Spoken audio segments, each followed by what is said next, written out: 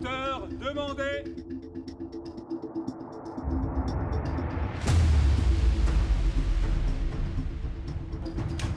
Je travaille avec Tony depuis 4 ans et elle avait écrit il y a 5 ou 6 ans une série qui s'appelait Le Club. Comme il faut dans une série avoir un concept, parce que c'est ça qui est important, le concept c'était de dire on le fait autour d'un club imaginaire de femmes importantes ou en tout cas intellectuellement aguerries et on va raconter comment ces femmes peuvent aider d'autres femmes à aller un peu plus loin dans la hiérarchie. Et puis ça n'a pas pu se faire à la télévision car le sujet n'intéressait pas et donc j'ai pensé à en faire un film. Partez. Alors non seulement le sujet n'a jamais été apporté à l'écran, mais c'est un scénario qui n'a aucune subvention de l'État, qui n'a pas eu le CNC, qui n'a pas eu de région, qui s'est fait donc avec voilà, les circuits privés. J'ai senti que c'était un sujet d'actualité. Une femme à la tête d'Antea, ça peut plaire, oui. Et qu'il y avait une espèce d'urgence à le faire.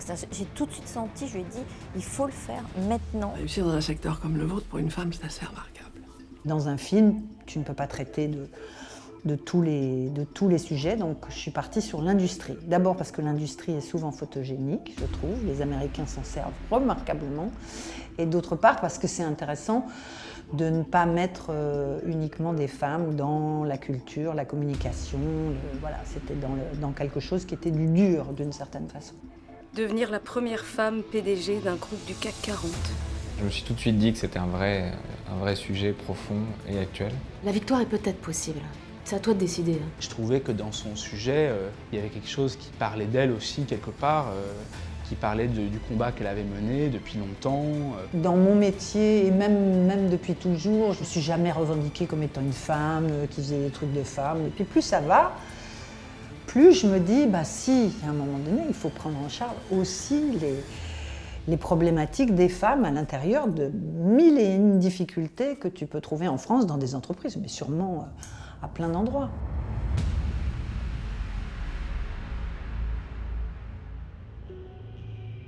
Certainement qu'il doit y avoir un homme qui peut-être aurait envie de parler de cette cause-là, mais en même temps, c'est bien qu'une femme prenne les devants et le fasse aussi. Mais il faut avoir la pulsion aussi. Il faut être porté par quelque chose qui vient de très profond. Dans les faits, quand on a préparé les films, elle a fait tout un travail d'investigation auprès de grandes personnalités, de grandes femmes d'entreprise, de grandes femmes politiques, etc. J'ai fait une enquête, donc obligatoirement, tous les personnages et toutes les difficultés sont inspirés de faits réels.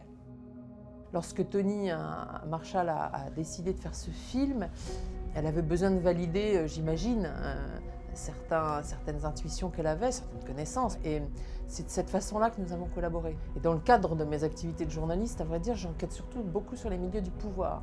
Donc je vois l'ascension difficile, mais continue, des femmes. Et ce que le film montre est vraiment très très juste. Passons à la suite. Honneur aux dames.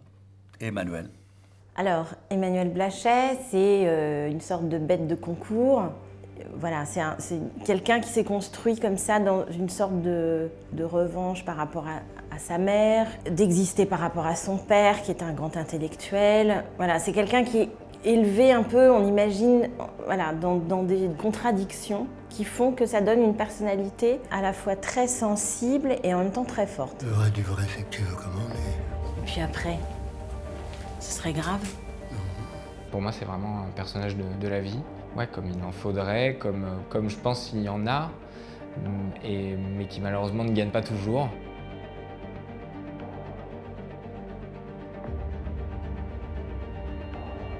Elle m'a mis dans une position féminine que je n'avais jamais jouée et auquel je pensais presque pas pour moi. Emmanuelle, d'abord, j'ai déjà travaillé avec elle et je sais qu'elle est capable, en tout cas, de provoquer chez les gens quelque chose qui est de l'ordre de l'empathie et du réel. Je suis pas sûre de croire la solidarité féminine. Emmanuelle Devaux, c'est une grande actrice, donc elle a une force de proposition, elle a une vraie intelligence de jeu, assez instinctive comme ça. On me laisse réfléchir.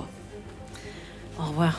Elle est très évidente, toujours, en faisant des choses auxquelles on ne s'attend pas. Et ça, c'est ce que j'aime le plus chez les comédiens. J'étais vraiment enchantée par le scénario, par la construction du film, par le thème, par la complexité du personnage. Voilà, c'était une joie. Je crois que le film montre avec assez de subtilité la progression d'une femme et c'est intéressant de rentrer à l'intérieur du pouvoir. La moitié des grands patrons n'ont pas votre CV ni votre réussite si vous croyez que ça les dérange. L'homme de pouvoir qui est joué par Richard Berry avec beaucoup de finesse parce que vraiment il ressemble beaucoup.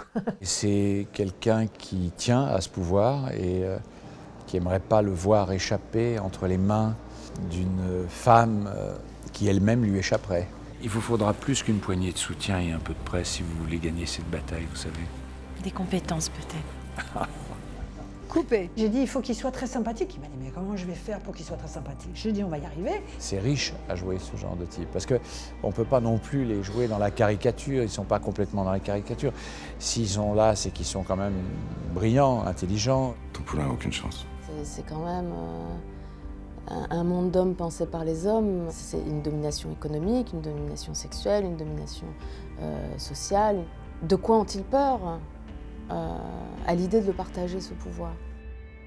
Il faut trouver qui c'est et vite verrouiller. Aujourd'hui encore, ça s'estompe un peu parce que le temps passe, mais il y a beaucoup de réseaux qui sont issus de la guerre en fait, qui ont dirigé la France, que ce soit les grandes institutions bancaires, voire la politique, des réseaux gaullistes, des réseaux, etc. Et c'était vraiment un truc de garçons, c'était entre camarades de garçons, les femmes étaient... Quand elles étaient présentes, il fallait que ce soit des héroïnes pour qu'on en parle. Vous voyez, on ne parle que des femmes résistantes si elles ont risqué leur peau 250 000 fois. Puis ça a commencé à changer sous Chirac, sous Mitterrand. C'est des garçons qui ont donné des postes ou qui ont donné des responsabilités à des femmes extrêmement importantes. Donc vous êtes décidé? Quelles sont mes chances? Faibles. Oui, il y a des clubs de femmes qui existent et elles cèdent. Elles ont d'ailleurs fait pas mal de choses. Elles se sont souvent mobilisées pour la visibilité, au fond, des femmes qui ont le pouvoir ou des femmes qui sont chefs d'entreprise ou des femmes qui ont des postes de direction. Il faut rien laisser transparaître jusqu'à la dernière minute. On travaille en souterrain. Il faut, moi je trouve très nécessaire de comprendre que les femmes doivent se regrouper et réfléchir ensemble. L'idée, c'est que c'est l'enfer. C'est-à-dire, ça va être super dur. Mais vous voulez me faire peur? On vous prépare. Et vraiment, c'est très important pour conquérir le pouvoir d'y aller à plusieurs. Et d'ailleurs, ça n'a rien d'illégitime de conquérir le pouvoir à plusieurs. Au contraire. Je veux gagner cette bataille maintenant. Dans l'esprit, dans le désir, ah oui, je voudrais m'engager, je voudrais me battre et je voudrais que ça serve à quelque chose. Avec l'Élysée que je dois prendre rendez-vous. On doit promouvoir les femmes dans la société parce qu'on demeure bizarrement une minorité alors qu'on ne l'est pas. Faire avancer la cause des femmes à chaque fois que ça vous sera possible. C'est comme ça qu'on va changer les choses. Coupé. OK. Il faut que nous travaillions pour dire aux femmes, nous sommes là pour vous aider et pour vous accompagner. Oui, il faut plus aller chercher les femmes et leur dire si c'est possible, vas-y, moi je te dis que tu vas y arriver. Il y a eu quand même une marche franchie considérable et une marche que tout le monde ressent dans l'entreprise. Si on regarde sur les 40 ans passés, les femmes ont considérablement progressé. Et puis 68 a quand même changé énormément de choses. Je pense qu'il faudra toujours se battre, ne serait-ce que pour conserver ce qui a été obtenu. Ça donne l'idée qu'au fond, on peut y arriver. Et je pense que pour les filles, les jeunes filles, voir quelqu'un, un modèle, c'est très important.